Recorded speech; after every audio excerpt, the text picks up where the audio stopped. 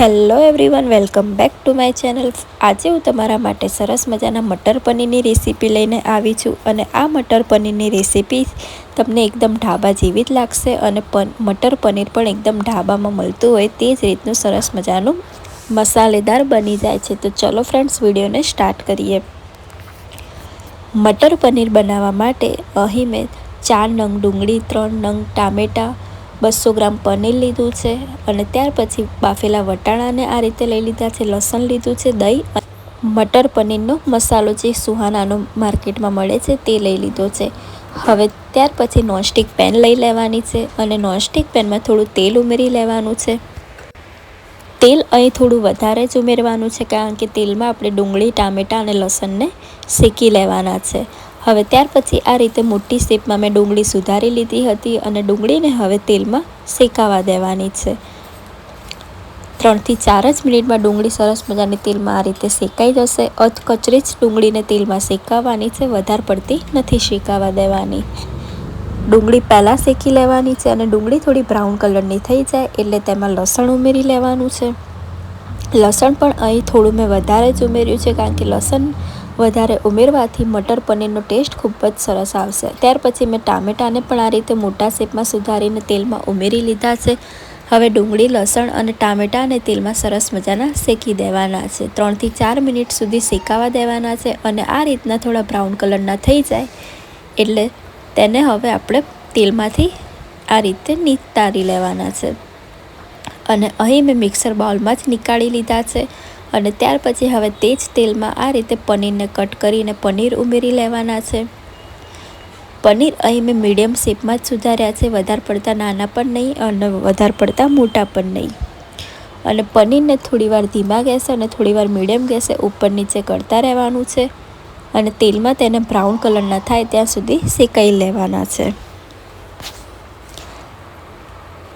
3 થી 4 જ મિનિટમાં પનીર આ રીતે તેલમાં શેકાઈ જાય છે।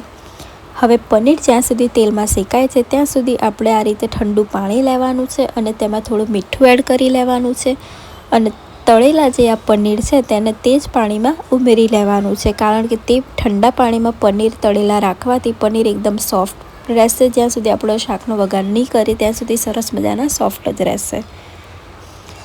તો આ રીતે સરસ મજાના પનીરને મેં તળી લીધા હતા તેલમાં અને ત્યાર પછી હવે ઠંડા પાણીમાં રાખી દીધા છે। પનીરની હું કોઈ પણ રેસીપી બનાવું છું ત્યારે હું પનીરને આ જ રીતે ઠંડા પાણીમાં રાખું છું। હવે ત્યાર પછી મટર પનીરનો જે મસાલો હતો તે મસાલાને આપણે કોઈ પણ આ રીતે વાટકામાં લઈ લેવાનો છે અને ત્યાર પછી તેમાં થોડું પાણી ઉમેરી લેવાનું છે અને પાણી સાથે મસાલાને બરાબર મિક્સ કરી દેવાનો છે। આ રીતે મસાલાને પલાળીને રાખવાથી શાકનો ટેસ્ટ પણ ખૂબ જ સરસ આવશે અને શાકનો કલર પણ ખૂબ જ સરસ આવી જાય છે। હવે એક મસાલો તૈયાર થઈ ગયો છે તો હવે બીજો મસાલો પણ તૈયાર કરી લઈએ। તો તેના માટે મેં 1 ચમચી હળદર લીધી છે, 2 ચમચી લાલ મરચું લીધું છે અને 1 ચમચી ધાણા જીરું લીધું છે। લાલ મરચું અહીં મેં તીખું અને કાશ્મીરી બંને મિક્સ લીધું છે। હવે બધા જ મસાલાને મિક્સ કરી દેવાના છે અને ત્યાર પછી તેમાં થોડું પાણી ઉમેરી લેવાનું છે। પાણી ઉમેરીને મસાલાને આ રીતે તૈયાર કરી લેવાનો છે। પાણી માપસર જ ઉમેરવાનું છે, વધારે પડતું પાણી નથી ઉમેરવાનું। તો ફ્રેન્ડ્સ, હવે આપણો બીજો મસાલો પણ તૈયાર થઈ ગયો છે। આ મસાલો ઉમેરવાથી શાક ચટાકેદાર પણ બનશે અને શાકનો કલર ખૂબ જ સરસ આવી જશે। તો હવે આપણે ટામેટાં, ડુંગળી અને લસણને મિક્સર બાઉલમાં લીધા હતા તે થોડા ઠંડા થઈ ગયા છે તો તેમાં આપણે હળદર, મરચું અને ધાણા જીરું ઉમેરી લેવાનું છે અને તેને સરસ મજાની ગ્રેવી તૈયાર કરી દેવાની છે। આ જ રીતની ગ્રેવીને રાખવાની છે, બહુ પતલી પણ નહીં અને બહુ આવી રીતે જાડી પણ નહીં। હવે તેલમાં ગ્રેવીને શેકી લેવાની છે। ગ્રેવીમાં આ રીતે મસાલા પહેલાં જ ઉમેરી લેવાથી ગ્રેવીનો ટેસ્ટ પણ ખૂબ જ સરસ આવે છે અને ગ્રેવી ખાવામાં પણ ખૂબ જ સરસ લાગે છે।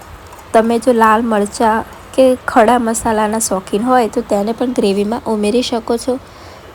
હવે ગ્રેવીને તેલમાં સરસ મજાની સાંતળી લેવાની છે, 2 થી 3 મિનિટ સાંતળતા જવાનું છે। ત્યાર પછી મિક્સર બાઉલમાં અને મેં વાટકામાં થોડું પાણી એડ કરીને તે પાણીને પણ ગ્રેવીમાં ઉમેરી લીધું છે।